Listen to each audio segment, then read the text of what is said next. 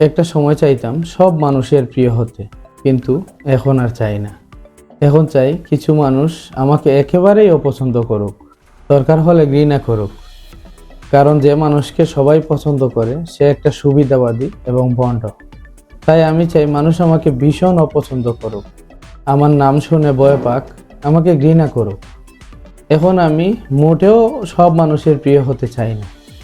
আমি সবার জন্যে, সবার প্রিয় হতে এই দুনিয়াতে আসিনি। আর এজন্যে সব মানুষের প্রিয় হতে আমি আর এখন চাইও না। হ্যাঁ, আপনাকেই বলছি, সবার প্রিয় হওয়ার অযথা চেষ্টা করবেন না।